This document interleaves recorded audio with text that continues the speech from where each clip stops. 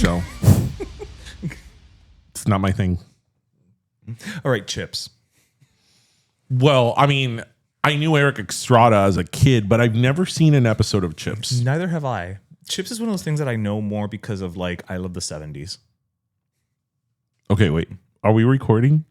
Okay, because here I am trying to find. Are you looking up Eric Estrada? No, I'm trying to find. Welcome to episode 356, everyone. How is everybody? As we go in with, we start this week with the generic podcast music that you just heard.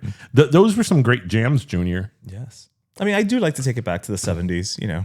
I mean, I think it would be great if you could like DJ a party with licensed or unlicensed music, like oh my god, freeware. Yeah, there's a word and I can't think about it now. Free music, like unlicensed isn't the right word. I know you're thinking of a public word. domain. No, but that just means we have to play things from like 1912. No. There's a lot of things. There's several ways of getting in the public domain. Oh, okay. Okay, eso mismo. Free music that you could use. In other words, Saved by the Bell music. Non-copyrighted. Is it non-copyrighted? I don't think it's that. I'm going to go with that. I'm going to go with uncopyrighted. So can we sing Happy Birthday now? Well, we always could. No, you could. You could only do two or 3 seconds.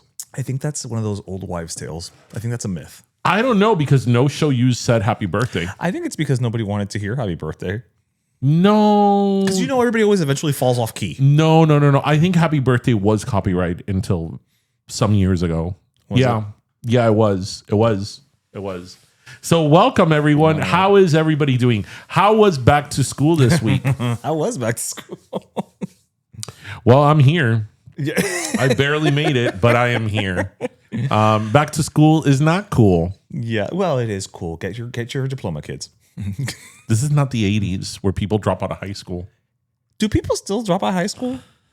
I mean, I guess. I don't know, but I think I would love to see the data in terms of how many people graduate high school today versus the 80s. Because I feel in the 80s, when we were little kids, like everybody used to drop out of high school. That's why they had so many PSAs about not dropping out of high school. Right. But do you remember the one of Johnny in the car? Oh, and without a high school, the car doesn't. What is it? The car doesn't work anymore. And without a high school diploma, neither does Johnny. Yeah. It was this guy next to this Camaro that was busted. And the lesson was that Johnny couldn't get a job because he didn't have a high school diploma. He dropped out. And I want to tell you, like, baby, you could have a PhD nowadays and still not get a job. Honestly, Johnny, at least you're not in debt. Yeah.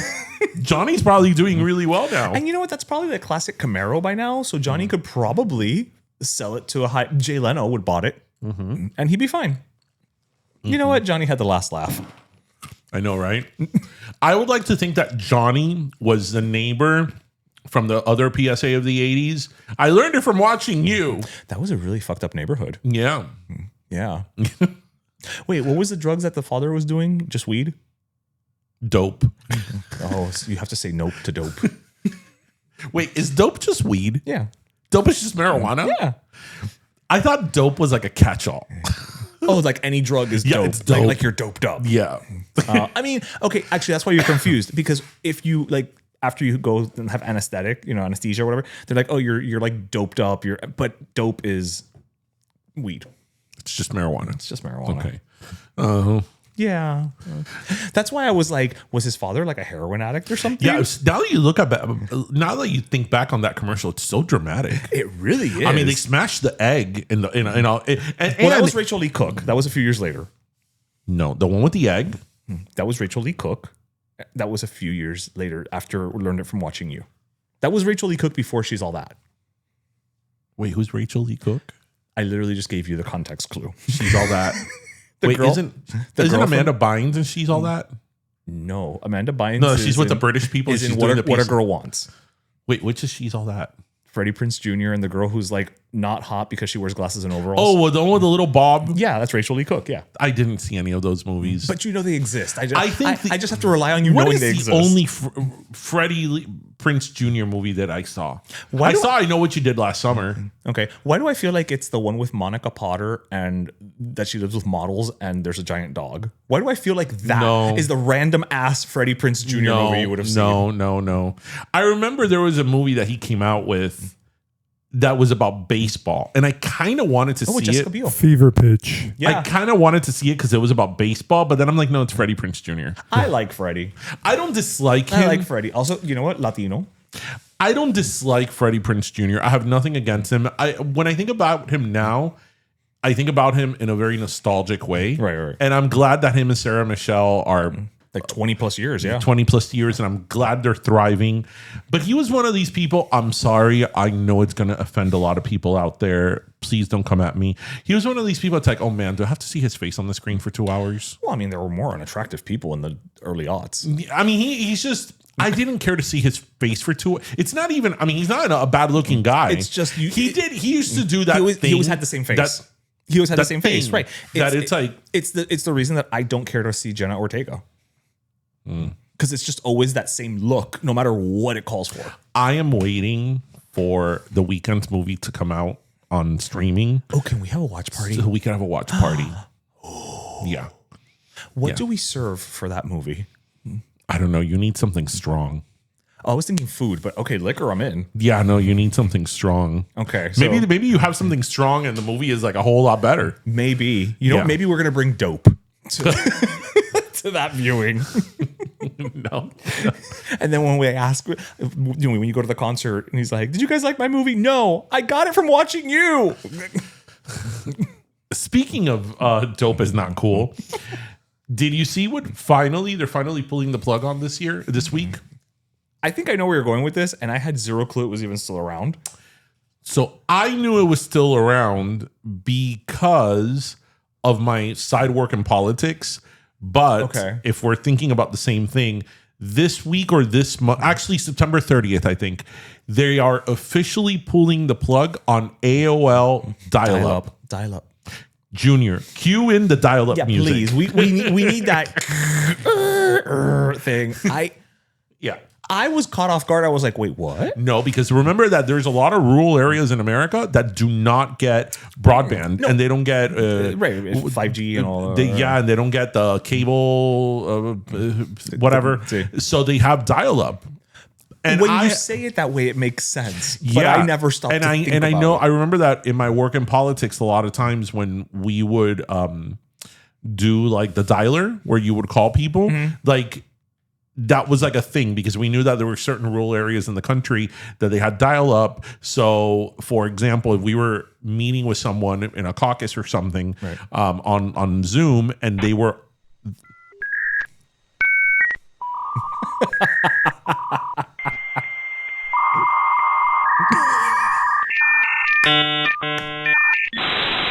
Okay. I was just yanked back in time to that. Oh, but you're not getting through. No. It's a busy time of day. You got mail. This is at 5:00. Ya salieron los amiguitos. Yeah. Like I remember like different parts of that sound. It's like, okay, I'm getting it. Come in. And then you're not. Then you got mail. Yeah. So, I mean, that is so nostalgic. And AOL was such a big part of everybody's life. I think younger people don't realize. It's AOL dial-up, not just dial-up. It's AOL dial-up that it still exists specifically. Yeah. You've got mail. Welcome. Aw. You've got mail. Who's in the chat rooms? Whose voice was that? You know what? I wonder whose voice that was. You've got pictures. Who got pictures on AOL? Who got pictures? No. Goodbye. No. That was... Yeah, AOL had a stronghold on us for a while. Yeah. AOL was amazing. You still have your... I still have my AOL address that I did in 1994, and I still use it. Yeah. And I love when people are like, what's AOL? You know, they're like 19. You're like, what's an owl? And I'm like, Elwood Edwards is the You Got Mail voice. Elwood Edwards? Elwood Hughes Edwards Jr., born It's November 6, 1949, passed away November 5th, 2024, just last year. Oh, wow. Era primo de Elle Woods from Legally Blonde. Es posible. Elwood. El abuelo de Elle Woods. I wonder if he got Elwood paid Edwards. like well, which he probably didn't. This included AOL's trademark "You've Got Mail" greeting. So, Elwood Edwards. He was best known as the voice of various sound marks for the internet service provider American Online, which he first recorded in 1989. Oh, damn. Really? That's where everything clicked. Yep. Mira para allá. Wow. The more you know, hero. Is it wrong that when I think of The More You Know now, I think of Katy Perry? It's not wrong, but it's not right, but it's okay. Yeah. So anyway, back to AOL. Rest in peace, AOL. Yeah. You had a good run. A lot longer than I thought. You had a really good run. And you brought us so much music. Because I remember when I upgraded from regular dial-up to DSL. Oh my God. What a difference today makes. Wow. I remember when I would be on Napster and you would just see the bar go 100%. And I'm like, oh my God, I just downloaded a song in like less than a minute. You know, it would be fun though to go back in time and see, because we're like, oh, it was so quick compared to now. How quick was it really? No. Just to see, like, Yeah, you know, but it was we were pretty so quick. excited Like it was quick. I remember, I mean, to be a millennial, I remember on Napster and LimeWire it being late and clicking on like 20 songs I wanted to download. Yep. And then I'd go to bed. And then in the morning when I would wake up, all my songs were there. In the And morning, I'm you had a like, mix CD. technology is great, bro. Technology is great. There is just something so satisfying in downloading music and making a mix CD and then putting it in your car. And then the thing was that those first few times you would put it in your car, you didn't know what song was forgot the next. order. You forgot the order. Yeah. And it'd be like, oh, great, it's this song, or oh, it's that song. I mean, Yeah, you know what? At the risk of sounding like old man on the lawn, y'all will never ever know. no. It's not the same. Listen, I love me a curated playlist, 100%. I'm here for it, but it's not the same, and No. it will never be the same. No, No, it's not the same. But anyway. it'll never be the same again. Okay, I thought that we would just be friends. So, how are you doing this week? I am doing well. I see you're doing fabulous in your G Unit tank top. well. Yes, because okay. So I brought another shirt, and then I was like, I just want to change my shirt. Like, I came from the gym. I'm like, I mean, no. you could have just put it over. No, but I was like, ugh, I'm just not in the mood. I I want to give. not I feeling want to it. give a shout out to the Flan Factory. Yes, for yes. this- You posted in Tampa. As you see, my only flans, people, flans t-shirt. So thank you to the Flan Factory and Jose for hooking me up with this shirt. Yeah. No, listen. This I is- mean, I would subscribe to that. I live this. But I'm saying I would subscribe to an OnlyFlans. I would subscribe to. I would subscribe to a daily flan like delivery service. Why doesn't this exist? I think we just put something out into the universe. Okay, so like Monday it could be regular flan. Right. Tuesday it could be coco flan. Wednesday it could be Flan de chocolate, chocolate flan. guayaba. Thursday guayaba. Friday can be You're giving everything away. It could be a mango flan. a mango flan. Saturday is a cheese flan, and then I Sunday. think Sunday's un potpourri. Sunday is like, what will it be? It's a mystery. It's a blind box. Why don't we have a flan subscription service? Like Or with that said, if anybody's going to steal this idea, that's fine, steal it. But just put us on the list for comps. Flan Factory. Get All with three this. of us. All three of us, Why yeah. don't I would have a lifetime membership. Yeah, I mean that's also. I mean we would have diabetes, but yeah. No, but you don't have to eat the whole thing. It could be just a little It would be serving of small. flan. It would be personal size flans. I mean, for some people, Well, I say personal, like you. To your point, you can't have like a giant flan every day. not every day. It's not sustainable from a business perspective. So that's why I'm saying like it's like a smaller flan delivery. Sure. Yes. Sure. Maybe Sunday is the bigger one. Para la familia. Sure. You remember those little vanilla individual little cups. Yeah, like the little rice cup. Like rice pudding. that size. Exactly. That size, pero like the cozy individual shack. flan, Yeah. And they just sell them in like packs of 20 or whatever. The same way like those little avocado guacamole dips. They're individual like that. There's a party pack, but there's. But I like the idea of opening the door. That's a better one there. Listen, I like the idea of opening the door and seeing your little flan, box. we have a friend that she makes flans, but she makes one of the best flans I've ever had in my life. So she always makes for like our Christmas dinner. She always makes a cheese flan and a original flan. When I tell you that she brings it every year, that when I take she always gives me the first piece and I take the first bite. There is a moment that I'm in love with her. There is like for a split second, I'm like, I love you. You're my soulmate. You mean everything in the world. When he takes that first bite, I can almost see him like it's magical. It's like a movie. Like I can see him almost like transporting back in time and forward in time at the same time and meeting all his past selves, and they're all like just Ratatouille scene. It's just the universe, all the multiverses converging. They're all just experiencing it at the same time. But Junior, you don't understand. This cheese flan is like insane. Like fantastic. It's fantastic. Fantastic. And that can be the name of the of the business. There is a business called Fantastic. Damn it. Yeah. Yeah. All right. It is a spiritual. When I hear somebody say, "Oh, I don't like flan," I'm like, your life is so unfulfilled. It's so sad. Like so unfulfilled. I weep for you. Or when you meet un americano, it's like, what are you? What's you a flan? A flan? It's like, okay, first of all, we're gonna have to work on that pronunciation. What is that? A custard? I'm like, oh. Do I even have to explain to you what a flan is? Yeah, it's like we have to take a moment. I'm gonna have to whip out like a PowerPoint. It's just a whole thing. Oye, yo la primera. No, not the first time I went to Spain, because the first time I went to Spain, I went to Madrid, and la crema catalana is not that big in Madrid. It's southern. It's southern Spain. It's not the same. It's not the same. But I ate my body weight in crema catalana in fucking Andalusia, in Sevilla, and all these southern Spanish cities. You could roll me out of Spain. But you didn't, because en Europa lo que pasa es que uno camina mucho y no engorda. Whatever. That's always the counter argument. Only flans, people. Yes, only flans. No. I know, I want flan. Well, I can't help you there. I just have the t-shirt. I don't have anything else. Yes, because you didn't bring us any flan from the flan factory. No, I didn't. You didn't. Ahí está mira, poor Junior ahí, wasting away. No flan. You need to get your own flan. No flan for Junior. Wasting away.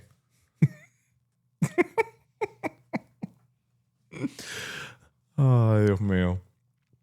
So I wanted to bring something up because I saw some, and I think actually just me being in a tank top today, this is a decent topic. I saw something the other day that Donald Glover said. So we all know Donald Glover, Childish Gambino. He said, I love him. I adore him. I really do. I've loved him since Community. I think he's hilarious. He's smart. He's talented. That sweater in Mr. and Mrs. Smith. Mr. and Mrs. Smith was so good. So good. And he was the producer of it or whatever. Before you get into what he has to say, have you ever seen him do the cover of Tamiya's I Am So Into You? He does that a cappella, just snapping his fingers. It is amazing. No, he's talented beyond belief. I hear he's a little difficult to work with, but he's talented. It doesn't exist on streaming, so I downloaded the video, turned it into MP3, and put it on my playlist. And that is the modern version of LimeWire. I need to interrupt there because Steph did the same thing, but she got me a vinyl. She made that. She made a vinyl. Had it pressed? She had that one song turned into an MP3 and then pressed into a vinyl. Are you serious? Yeah. The one I'm talking about. Yeah. That he did it in the UK, I think at BBC One Radio. Exactly. Isn't it good? Yeah. No. It's amazing. We'll get flagged for playing it, so we'll play it after, but it's absolutely incredible. Yes. Amazing. We're just going to enjoy it amongst ourselves. Well, if you want to listen to it, just put Donald Glover So Into You to me a cover. On YouTube. Yeah, that's fine. You're going to find it lickety split. But he recently he said like a couple weeks ago, he said, no one on their deathbed is going to look back and say, thank God I avoided being cringe.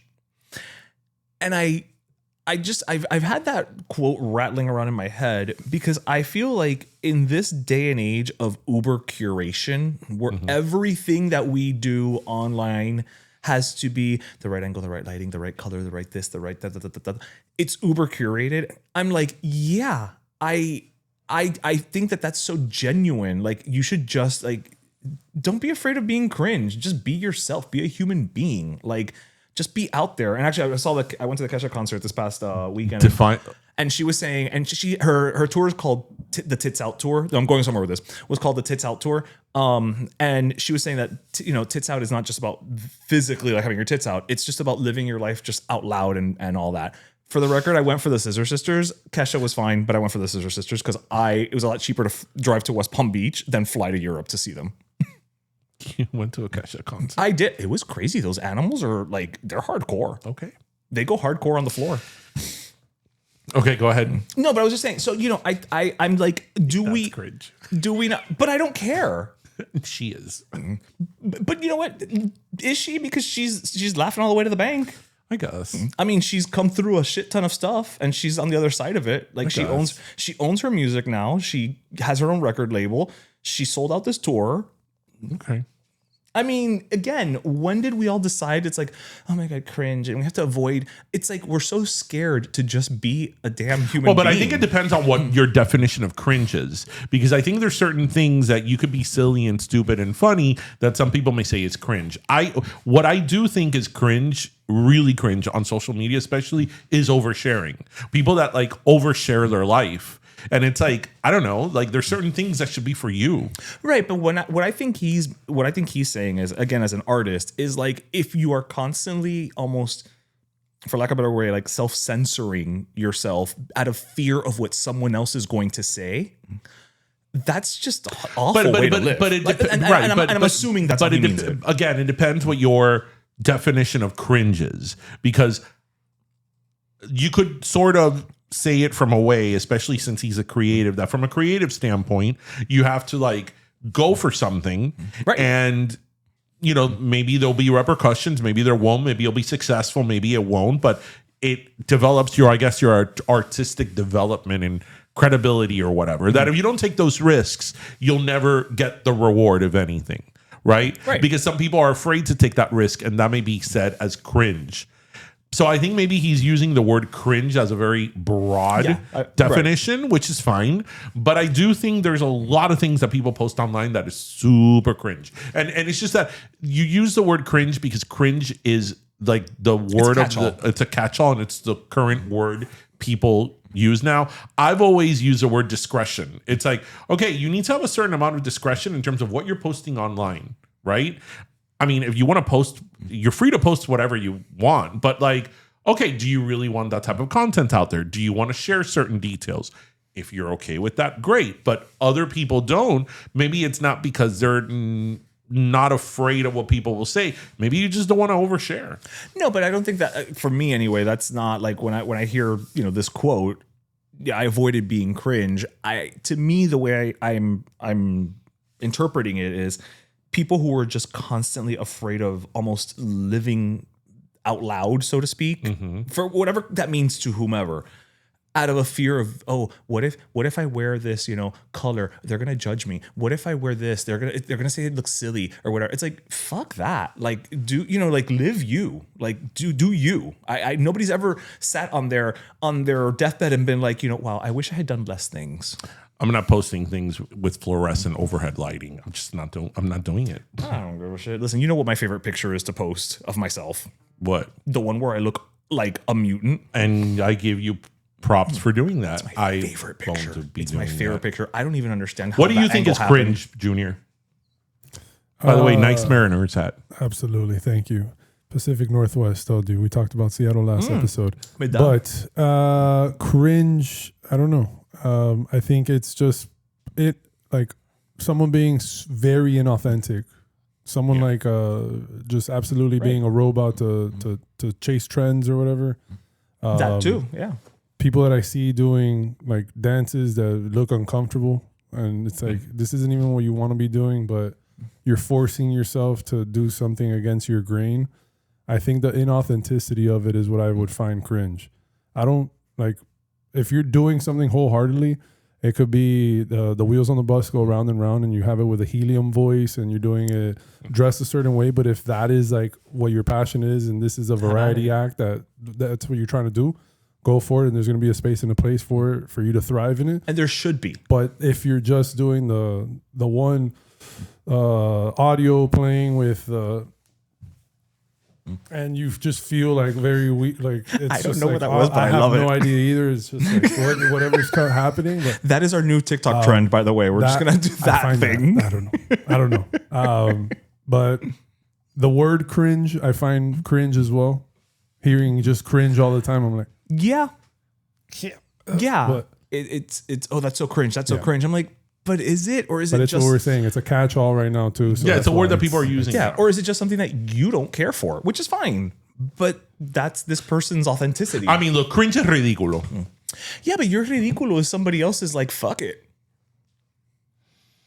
Think about it. How many times don't we see like, and I'm guilty of it as well. You know, we'll go like, let's say we go to like, like El Palacio de la Arruga, right? Like, these martini bars and this and that. And you see a woman de cierta edad wearing something a little more low cut, a little tight. And we're like, ay, vaya, está ridícula. But on the flip side of that, it's like, no, she woke up this morning and she's like, I look damn good. I don't think that's cringe though. She's living her best life. But you can make the argument that someone else would say Probably. like, that's cringe. I think it probably goes a little bit with what Junior's saying. It's people that are inauthentic and like, oh my God, there's this guy on Instagram. I don't know if it's a parody. I hope it's a parody, but it's not. That he has like blue eyes and he's always looking into the camera singing songs. And then he'll go like that and all that. And he's like really like he wants to be seductive. And the comments are just absolutely awful. And he does it over and over and over again. Yeah. You know what? I want to say that's something. his truth. This is something completely off. Okay. This is going to be about me and my anger. So this I'll sit week, back then. This week, se me desconectó esto. You know what? You were so angry that even your headphones could not contain you. Excuse me. Hulk smash. This is semi-live. This is authentic. This is authentic. This is not edited. So this week, Dr. Phil was on Bill Maher. Okay. Was there no one else available? So Bill Maher is the only political show I watched. The Yes. only one, Bill Maher. And he had Stephen A. Smith and Dr. Phil. And I was like, I don't whoa. know. Who's Stephen A. Smith? You don't know who Stephen A. Smith is? That's why I'm asking. The ESPN sports commentator that he also comments on politics. And he's like a big Oh, personality. okay. I didn't know him by name, but I know who he is. Big personality. Okay. That personality walks 100 feet before it's in the room. Okay, he that's walks not into the that room. personality is not cringe. Yeah. I don't think he's cringe. That's what I'm saying. It's not cringe. Anyway, so Dr. Phil, I don't know if you know what Dr. Phil has been doing. I know that he tried to start a cable channel and it failed. No. And Dr. Phil, now with all these ICE raids, is doing like reality TV of the ICE raids. He's going out with camera crews when they're raiding people. Wait, really? Yeah, when they're raiding families. Where the hell is this running? And he's like, he puts it on his socials and all that. He's okay. like, oh, your dad, you're here illegally and you should have done this. And like to the lady, how do you feel that your son is or your husband is being deported? Dr. Phil is doing that. Oprah, do you ever stay up at night? Wait. So, Bill Maher was like giving him the benefit of the doubt. And he's like, what do you think about like these ICE raids? They're getting a little out of hand. And he's like, yeah, they're getting out of hand. And I don't agree with that. And he's like, so why are you going and filming this? Why are you there? And he put him on the spot. Right. And he's like, oh, because that's the law. And he's like, yeah, and there's a lot of laws you may disagree with that you don't necessarily go along with them. Right. And he's like, well, I don't agree with the law, but that's the law. And he's like, yeah, and why are you being part of this? Hey, why are you putting inserting yourself in the narrative? You know what that got me thinking? To quote Adela from Que Pasa USA.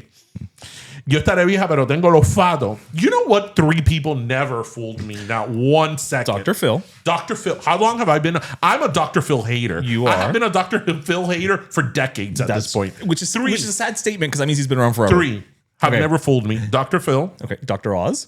Dr. Oz. And which is the other one of... No. Which is her other Horcrux. No. Who never fooled me from day one? The Duggars. The Duggars. Okay. Never. Sorry, I was going down the Oprah path. Never. Because Dr. Oz. Because Oprah gave us Dr. Oz and Dr. Phil. And she may love bread, but do you think she stays up at nights thinking, what did I unleash? Those 3 entities, a mí nunca Me cogieron You la were baja. never a fan. Nunca. I always saw Never them a for the fan. pieces of shit that they were. Always. And Dr. Oz was the one that actually, I don't want to say he surprised me. Well, Dr. Oz was a little more neutral, shall we say. But Yes, Dr. yes. Oz, but I never liked Dr. Oz. Never. I mean, I never watched any of those shows. Never. But Dr. Oz was de los tres, was the more. I was like, yo estaré viejo, pero tengo el olfato. You know that the other day, because you a couple of weeks ago told me about this podcast, about the cult podcast. Oh, yeah. Where Sounds they like a were cult. interviewing the Duggars. Yeah. And anything Duggar, anything has to do with Duggar hate, I'm there. Yes. I will tell you, I'm not a hater at all. I really am not. I'm not a hater. I'm not a hater. with the Duggars. But when it comes down With to the the Duggars. Duggars, I am the number one hater. Yeah. Like, Where do you go for that contest? and as you know, since day one, I'm like, You're like, nope. I'm like, ahí go. You know what? Your thing with them wasn't even ay algo. Your thing with them was like, you know what? No, that's not like just from a no. But I'm saying just from a like that whole thing of like subservience and that she has like 7,000 children, but the youngest one takes care of the youngest after. yeah. You're like that. I'm not aligned with that lifestyle. So even before there was, I mean, I have to admit, you couldn't have nobody saw that coming. Yeah, nobody yeah. thought that one of the kids was molesting his sister and was a pedophile. I mean, nobody. Right. And then Nobody Ashley saw that Madison was going to come into the mix. You know who never liked the Duggars? My mother. That's true. You said that here not that long ago. My mother was like, Yes. sí, porque ella pare para que las hijas de críen los niños. Así Y después lo graben y lo pongan por televisión. Qué bueno, parir y que las hijas tuyas te críen los No, niños. si cualquiera tiene 40 hijos. But anyway, This point must be the Lincoln Tunnel down there. I started, because you told me about that podcast, Yeah. I listened to the podcast and that sort of reignited my Duggar hate. Oh, it reignited your fire. I started watching again the documentary that came out last year on Amazon, Shiny Happy People, Yes. the 4-part documentary about the Duggars. And I'm like, oh, I want to throw something at the I like that you watch. I mean, we all do it. I We hate all, watch. we all watch certain things to get angry. Me pongo mal. A mí la mamá me pone mal. Do you know what upsets me the most about the mom? You got me started here. I didn't. No, you started yourself. How she talks to everything like that. And she doesn't raise her voice. And I love how in the What's documentary. been bred out of her? How in the documentary, there's somebody who says, like, she was a cheerleader. She could raise her voice. You know what? But after 19 children, she's just tired. She's like, are we going to go to blanket time? Let's go to blanket time. It's like, Is that when they show them pictures of Michael Jackson's kid? no, you don't know what blanket time is?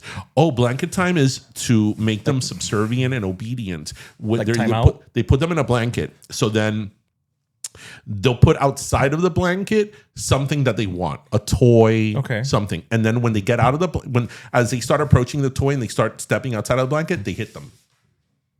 And that's a way of controlling their behavior to be obedient. Okay. Well, yeah, if it works. I'm kidding. The Duggars. Oh, they're a fun little cult. Todos ellos. Okay. So something You don't curse much, but when you do, something I actually wanted to bring up here. I mean, so we're men and we're going to talk about women's bodies, and sometimes we're not in the best position to let's talk about hot racks. Make these statements about women, but this is okay. So this week, an image came out of Nelly Furtado.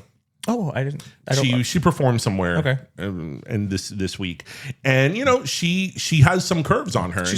She's gained some weight, and you know she's a big girl, really curvy, voluptuous. So then obviously the internet had a field day with this, saying how much weight she gained and saying how bad she looks, so on and so forth. Look for the picture. And here's the thing that just amazes me about that type of commentary. That we're still doing it.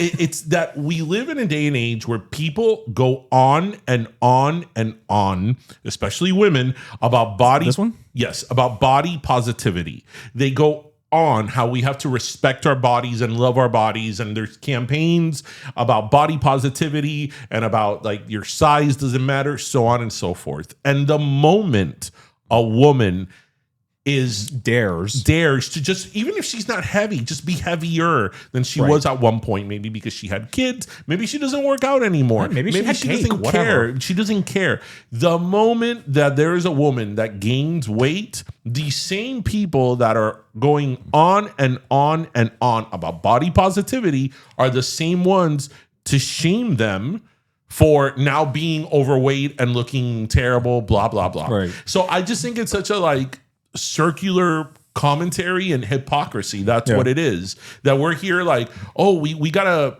stand up for women and women's bodies and, women's bodies, change throughout time and all that. But the woman the moment a woman does, we shame her and make her feel this small because she gained weight. You know what? If Nelly Furtado gained weight, so what? If she wants to lose weight, she'll lose weight. If she was happy at the size she is, so what? Give her a break. What's the big deal? I just saw the picture. First of all, Nelly Furtado, I'm going to talk straight into the camera. You look hot as hell. Those thighs, mama, esas caderas están, vaya, just insane. So she's Portuguese. This is what I'm saying. She's not Latina, from the Caribbean or whatever, but se da la vuelta, se da la mano. She featured Frijoles Negro in her Turn Off the Light video. She's, there's a cadero that then she offers it to the camera. So, you're close enough. And you did an album with Juanes.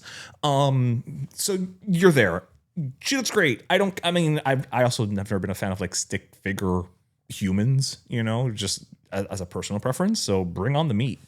No, but I just think that when they say that there's a double standard for women, there really are, because, on the one hand, there's this campaign to look real women, real women, embrace their bodies. Let's love our bodies. And again, I know you and I are two guys, and it's three guys in this room talking about women's bodies.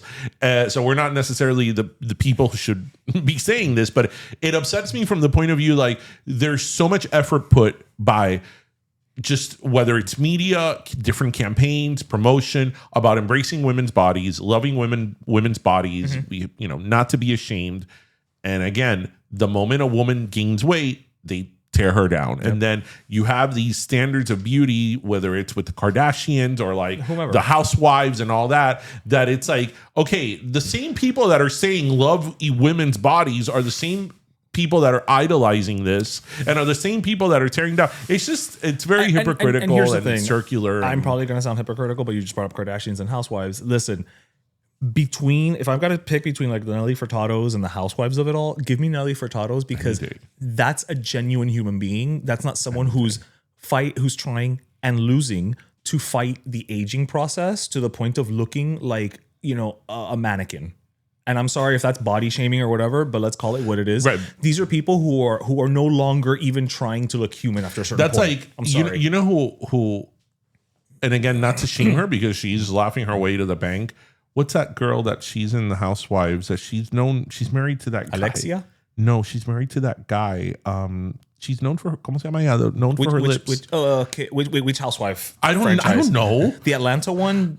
I don't know. Kim Kozolziak. No, the one that she has short hair. Lisa Rinna. Esa misma. Oh, she's an actress. Esa misma. So I know she's a housewife, but to me, she's an actress. Yes. Okay. Yeah, with Harry Hamlin. Yes. Okay. Not to shame her, but is she a standard of beauty? Is this something we're aspiring for? Right. Is it? Right. Because to me, they all look the same. They all come some have darker hair, some have blonder hair. Depending on the wig they put on that day. It's okay. I mean, but they look so cookie cutter. Yeah. That it's okay, they're interchangeable. That's cringe. And listen, if you want to do it. If you have the money to do it, you're not paying. I'm not paying your bills, but it's really that's what we're gonna aspire to. Can you pay my bills? Can you pay my telephone bills? Can you pay my automobile bills? Maybe then we could chill. I don't think you do.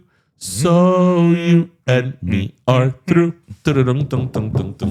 I will survive. So let me ask you something. Without you, wait. Is Asa Bass next on your two things? Is Asa Bass next on your playlist? That's why. Maybe, but no, isn't there doesn't Bills come? Oh no, wait. But okay, they do intros también. Isn't Bills is from the album The Writing Is on the Wall. And on that album, a lot of songs at the end have the intro to the next song. Okay. But they're commandments. Thou shalt know she can't love you. That's right. Thou shalt know. Thou shall be bootylicious. Thou shalt know she can't love you like that. That's okay. That's where I was going. All right. Let me ask you something. Speaking of Destiny's Child, if Destiny's Child were to do a reunion, Okay. should it be the 3, the 5, the 4, or the 5? Oh, that's such a good question. The 3, the 4, or the 5? Okay, you've got to do the 3. Of course. But I think that what can happen is like maybe, okay, I think they should do the 5. you know what? I'm thinking this through. I think that if they do a residency, it should definitely be the 5. The Junior's doing the math. If the residency, they should definitely be the 5. But if they go on tour, it should be the 3. But then it's 5. But you never know which 5th one you're gonna get. No. No. I like this Russian roulette. I want to know who I'm going to get. I know who I'm going to get. get. I think it should be the 5. I think it should be the 5. 5 or 6? There's technically 6, but we don't talk about Farrah. Okay. That's why I was Farrah like, lost her luggage. Do you know the whole thing with her luggage? Yeah. Farrah was in Destiny's Child for like 2 seconds. Hey, she was in the Say My Name video. And she was in Jumpin' Jumpin'. There you go. It's more than us. Yeah. I actually don't think she recorded anything with them, though. No, because she was just singing the other vocals. Yeah. Right, because then their next album was Survivor, which Michelle was on, so she sang all the vocals to that. Right. Michelle Bridge, that's what they call her. Yeah, because she always does the bridge. She does the bridge. She does the bridge, yeah. I saw a video the other day, actually. They were asking people, like, oh, do you know what girl group Beyonce was from? And they And said the Cheetah Girls? They had, no, I didn't see that, but they had no clue. A bunch of kids in a movie theater? No. Yeah, the one that I saw, it was like kids working in a movie theater. So it was 16, 17, whatever. None of them knew Destiny's Child, but like 3 of them said the Cheetah Girls. Maybe it was. You know what? Are we sure? They changed members so many times. Imagine Beyonce Maybe. with Raven Simone and Keeley from 3LW. But remember, Raven was never part of the touring. No, she was part of the movie. Of the Cheetah But Girls, is she right. technically a Cheetah Girl? I mean, she owns the animal print. She's a Cheetah Girl. She's a Cheetah Girl. She's a Cheetah Girl. She never toured with them, but she's a Cheetah Girl. You know who you could tell was a Cheetah Girl for contractual obligations, and because she needed a job, was Adrian. Adrian Bailon. Because Adrian was so above that. Because Adrian can sing. I just think it's because, when 3LW lost one of the 3. Then, Right. So, fine. I mean, what do I do now? I'll be a Cheetah Girl. I'll be backed by Disney. Listen, it got her to an Emmy. She got an Emmy? A daytime Emmy for The Real. So listen, it's one more Emmy than you and I have. Oh, yeah. Bringing it locally now. This is now local. We're going to bring it local. We're going to bring it to the Alligator Girls. So. That'd be great. The Alligator Girls. The Gator Girls. The Gator Girls. Snap. Hey, here in Miami, downtown, they're building what's called the Signature Arch Bridge that, the renderings are beautiful. It's these multiple arches that... It's next to the Arch Center. That are going to be sort of like the epicenter of this bridge they're building downtown. And it's supposed to be iconic and a landmark and make be distinguishable and all that. And when they originally passed the project, I think it was going to be somewhere in the like $600 to $700 million range. And a couple of weeks ago, they this was back in like 2019, by the way. A couple of weeks ago, they stated that the bridge will now be complete in 2029, and it's going to be close to $900 million. So what do we think about this? What the fuck is in that bridge? What do we think about this? Is it being paved with gold from Oz? No. Shit. Yeah. My mind changed about the bridge. And I think the bridge is really nice, but it's almost $1 billion. Okay, but is it $1 billion? But is it $1 billion nice? No. Is anything $1 billion There you go. nice? That's what I'm saying. It's a bridge. And it's not even a bridge that's going over water. No. No, it's going over Biscayne Boulevard. Yeah. And it's not going to alleviate traffic. Nothing will. Nothing will. Nothing will alleviate traffic. All that's going So I guess we're saying that I'm anti. Yes. you're anti-bridge. Well, I mean, it's already happening, so I can't be too anti it. Between that and the soccer stadium and Well, at least the soccer stadium is on land that wasn't doing anything. No, it was a golf course. No, I don't play golf, so. No, it was a golf course. Yeah, I don't play golf, so for me. And Miami got the worst deal ever. What? That never happens here. They're going to pay a lease that I think is it what, a few millions a year, Junior? It's like a few millions a year for like 90 years. 90 years. Yeah. Wow, that is great. I think that's only like 3 years shy of your student loan for law school. Like, no, I'm paying that off. That's why I'm saying. I think that's like right around the corner. Tristan can keep that debt. Oh, speaking of which, what an awful inheritance. Speaking of which, okay, so I can't put it on the camera because I can't put it on the camera. Okay, read that number. Okay, hold on, because I have to. Is that 6,202,567,145,255.87? Yes. Okay. So there's this really big number. Okay. You guys can't see it, but it's this really big number. And this went viral because they were asking people, what number is that? And most people are like 6,202,567. Like a phone number? Yeah, 145,225.87. So the number is 6,202,567,145,255.87. So people were like, we don't know what number that is. But what? I don't understand why people didn't know the number. They don't know that that's a trillion. Oh, okay. Yeah, but you just have to, you start here. Like, that's what I did. I just started here and I went backwards, essentially. Sure. But I got there. Sure. Do you think most people could get there? Okay, that's a fair assessment. So that's a fair, that's a fair assessment. Yeah. It's funny because I asked my kid, I'm like, what number is that? He's like, 6,202,565,000,000,000, you know, what? I'm like, okay, but he's into math. But it's funny because I think a lot of people would struggle with this. They would struggle, but I don't think most people would say it like it was the world's longest phone number. Or I would hope most people wouldn't say it that way. Well, you know. Yeah. So, yeah, you know, we have a $1 billion bridge. Good golly. And we can't have public transportation. Good golly, Miss Jo. Who sings that? Little Richard? That's Little Richard. Good golly, Miss Molly. Yeah. Good golly, Miss Molly? Yeah. Wait, what is that about? What did you think it was said? I don't know. When I was a kid, I thought that song was about candy. No, it's about gumdrops or something. No, it's about a lady named Molly, and he's like, "Good golly, Miss Molly." You sure like to party and have a good time. Yeah, whatever. Anyway, what else do you have this Richard week? Would not have sang a gumdrop song. What else do you have this week for me? All right. Well, what do I have for you? Let's see. Because now I opened it up, and the first thing I see is Nelly Furtado. Oh, okay. So I saw an article this week in Entertainment Weekly from Seth MacFarlane. Mm-hmm. We all know who Seth MacFarlane Brian. is. Yes. Brian, Stewie, and Peter. And it's one guy, but it's 3 different people. What is your favorite Stewie moment? You're going to chime in too, Junior.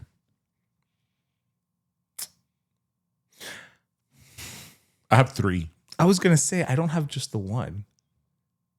We all have a favorite Stewie moment. I think you and I probably share similar favorites. At least 2. That one. Sexy Party. Sexy Party. And Giraffe. Oh, yes.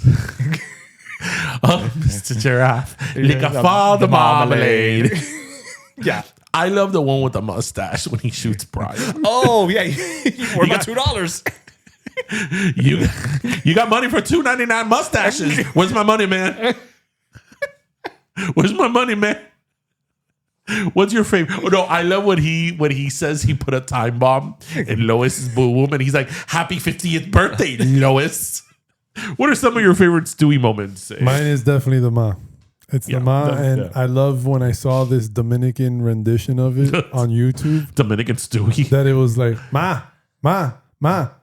And then like she like, and he's like, no. It was just like a bunch of the videos were redone. So okay, now I want Dominican Stewie.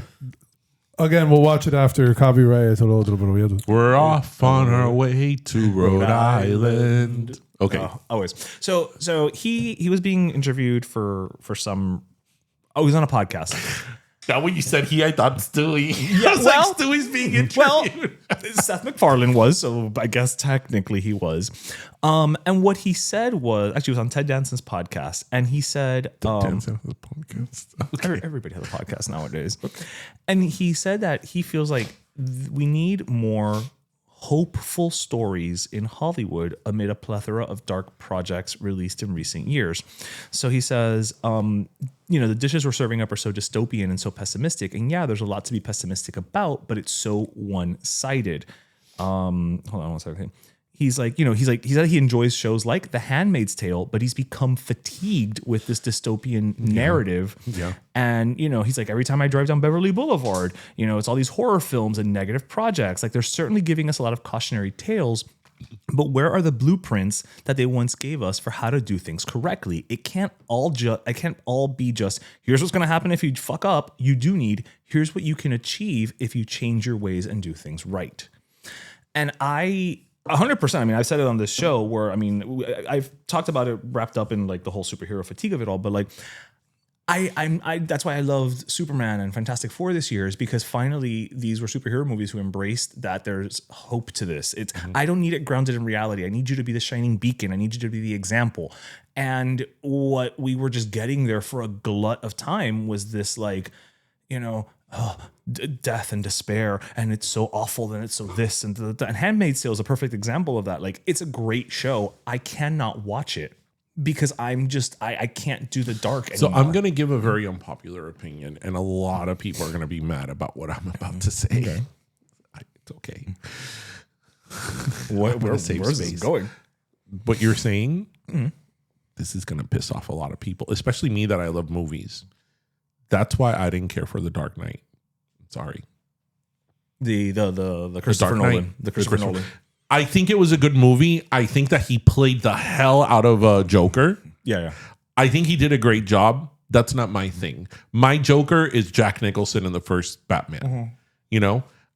Everybody has a different taste. Everybody has a different thing. Right. But like that whole, like when we started making, and I'm not a fan of superhero movies, but I will watch them. Okay. And that all these superheroes were so dark and all that. And I'm like, do I really need to know the psychological thriller aspect of the Joker? Like, do I really need to know that? Yeah. And I understand that it could be compelling, right. And I understand that it was a movie, but it's like, does everything have to be dark? Right. And that's my thing is, ahorita we're going to get like a dark rom-com. Yeah. No, but I give The Dark Knight, because The Dark Knight was nominated for an Academy Award, right? Ledger won. Yeah. And it was like, I remember the significance of that movie. And I saw the movie and I thought the movie was really good. This is not my thing. Right. This should not be dark. For me, I don't need for it to be dark. So I give that as an example of like, I agree. Yeah. It's just too much. It's just too much. Like, I think that there's content. I think that is something that has probably laid the way because of streaming. Because I've said this many times about Game of Thrones. Game of Thrones is one of the best shows I have ever seen. The production in that show was like nothing I have seen.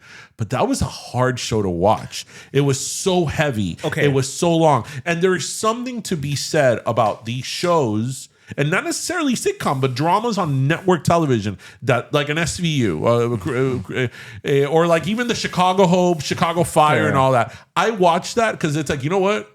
We're going to get some action.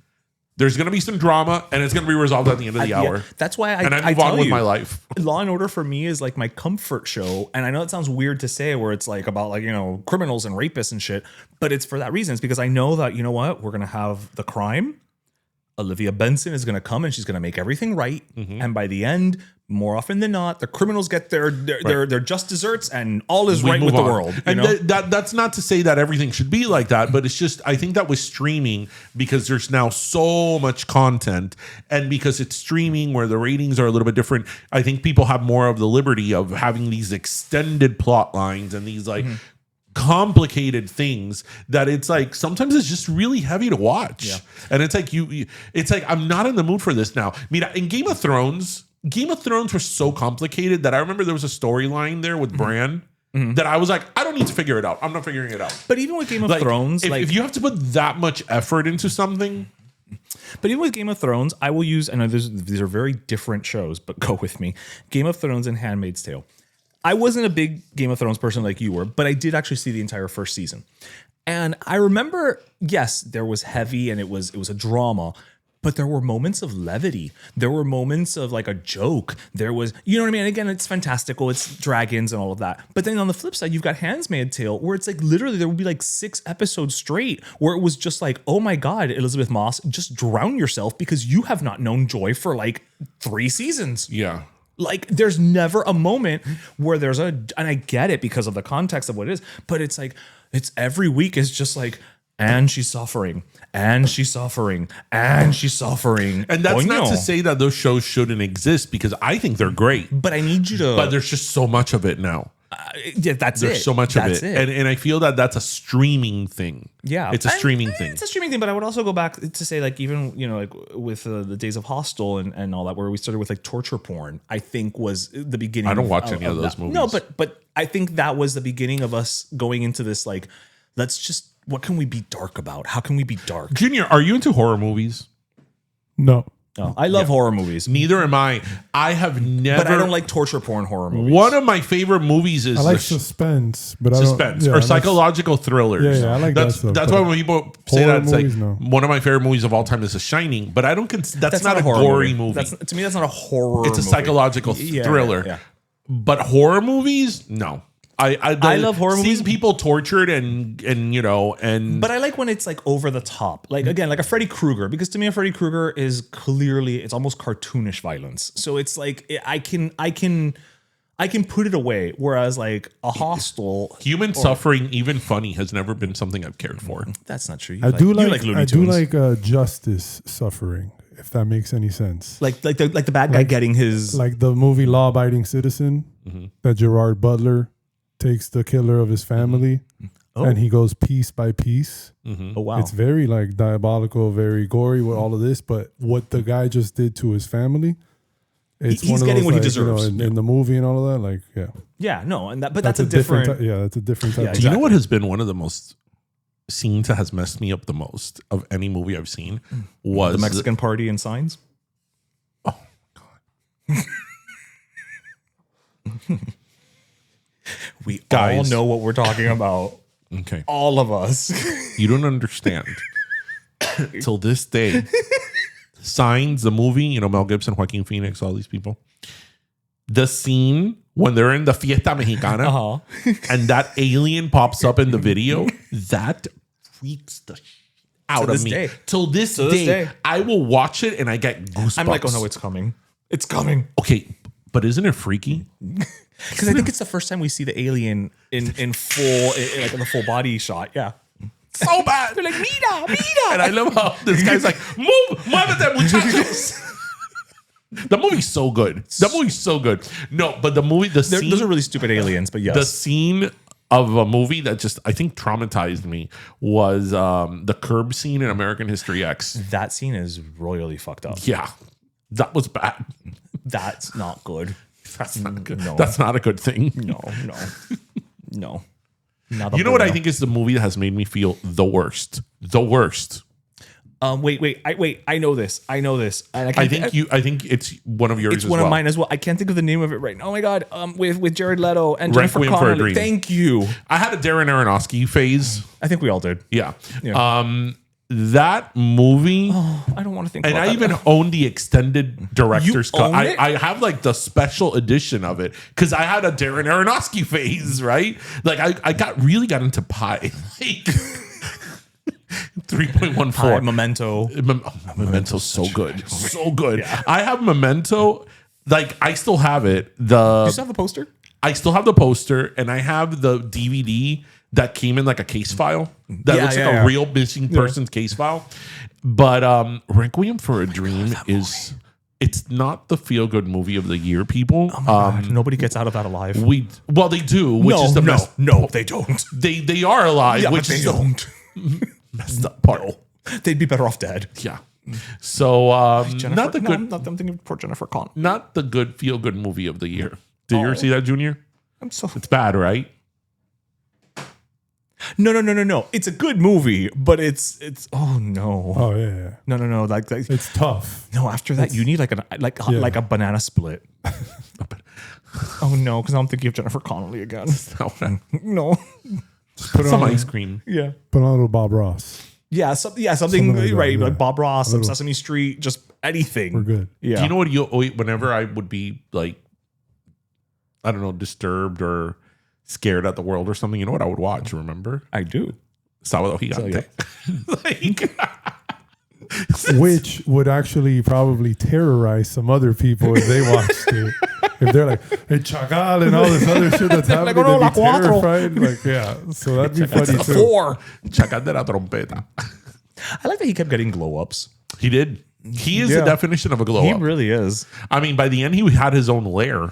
Well, and he had different hats. Yeah, and the tiger. Yeah. Listen, he moved up in the world. Yeah. So They probably all had merch for sure. You by know that what? point. If that believe was so. around today, they would have had merch of El Yeah. Chacal. They Yeah. didn't back then, but they would have now. I mean, it's like, I was a Halloween costume. See, Still is. I mean, it's basically a black ghost. Yeah. Oh, yeah. And then Marcelo brought it back. Bedal with SNL, that's then right. Showed it to That's the rest right. of the world, the bridge generation Mira. that didn't see it originally, maybe. So yeah, You know what? That's a thing that, thinking back on it now, that wasn't in su tiempo, that wasn't a thing. If Sábado Gigante existed now, there would be merch. A lot of merch. Like there would be, Don Francisco t-shirts. Listen, they had merch for the time. They had a whole box set of it. Bailongo, ¿te acuerdas? El bailongo es un viaje popular. I don't remember how to do it by Longo. No, I never did that dance. No. Was it also forbidden? Whatever. Are we gonna go to a break and then come back with We will come with our back last to our break. cafecito? Yes. All right.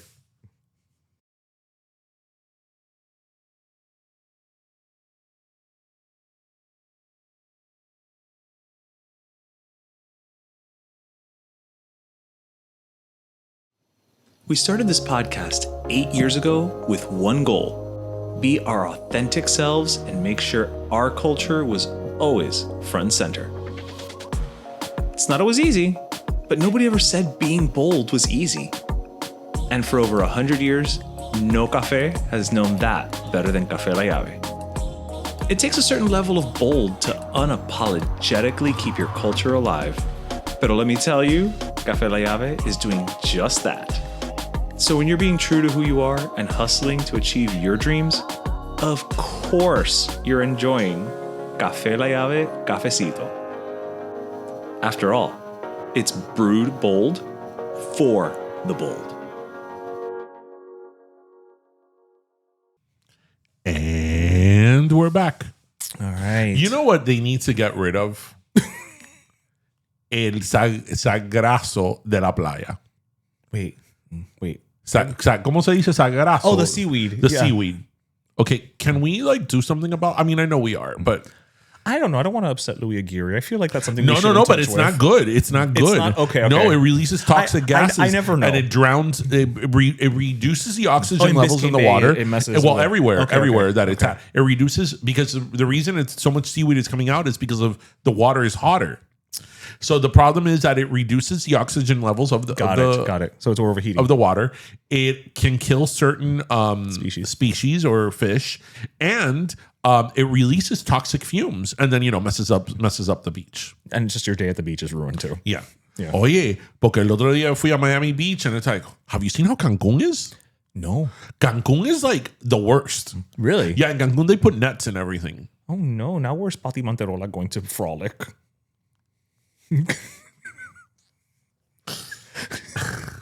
That is someone I don't even.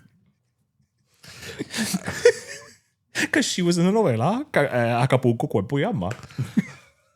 This wasn't Cancun. This was on the other Oh, you side said of. Cancun. In my mind, I went with Acapulco. Never mind. Okay, speaking of Acapulco. Remember how last week we talked about Acapulco heat? Absolutely. Okay.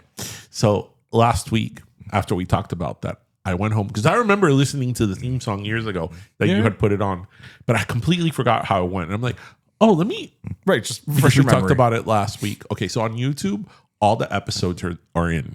Oh yeah. They're all there. That shows everywhere. So I saw the whole third episode where some guy throws his wife off the balcony of the hotel because his mind is being like controlled because he was in the military, and then like a beetle, like a bug, is what sets him off. Why do I think I've seen this? You probably have. What I love about this show, like this show, there should be a watch party, a rewatch. We did a watch party one time.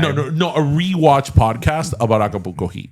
What I think is great is that, first of all, the only known person of that cast is Fabio. Right.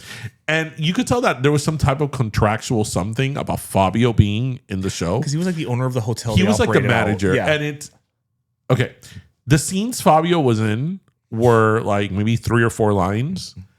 And they're just so bad. Oh yeah, he would just like show up and just be like, "Hello, please enjoy the pool," and that's it. No, he'd be like, in this episode, he's like, "Oh, we're sending you a bottle of champagne, a compliment of the hotel." Actually, no, I put more. I was gonna say, wow, that was very good. Yeah, no. And then like when the lady falls, he's like, "Oh, on behalf of the hotel, I'm so sorry." You know, it's like, wow. It's so bad. Yeah. It's cringe. That's cringe, but you know what? He made his money. Did he? Hey, listen, nobody paid me to be on Acapulco Heat. That's true. It's really bad people. If you know how we were talking about like heavy things, if you want to watch something light and airy and put it on in bad quality, but you know what the beauty of that is? That you can watch 7 episodes in a row and you'll never notice because it all seems like the same thing. I don't know. It's all the and same. It was just episode. so weird how like they would purposely open up the guys' shirts for no reason. Well, because you're in the heat, right? But they'll be like, I don't know, at a restaurant, and like his shirt was open, and it's like, why does the shirt have to be open at the restaurant? Porque el calor de Acapulco los consume. I guess so. Anyway, you know, I'm here for equal opportunity. Exploitation. So. All right. So who's your last I cafecito? want to give my last cafecito this week, our Café La Llave cafecito. Yeah. I actually want to give it to a coffee shop. Oh, okay. In West Kendall that opened recently called No Limits Coffee Shop. I know of them. And the reason I want to give it to them, and this is a huge shout out to them, is because they opened a couple of weeks ago or within a month. And early August. I'll say their cast, their employees or their cast, they're special needs people, you know, from different ranges, different things, special needs people.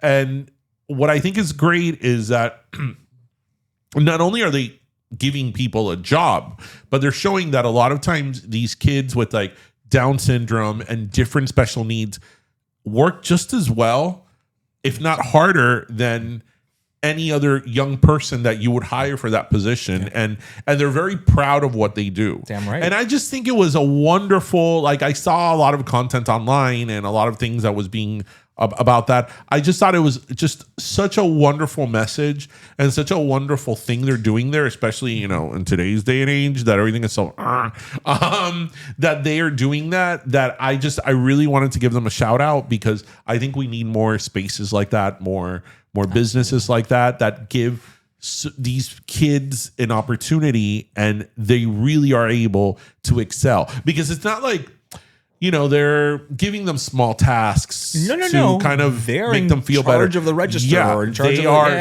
serving. They are making the coffee. They are doing all these different things that any other kid would do.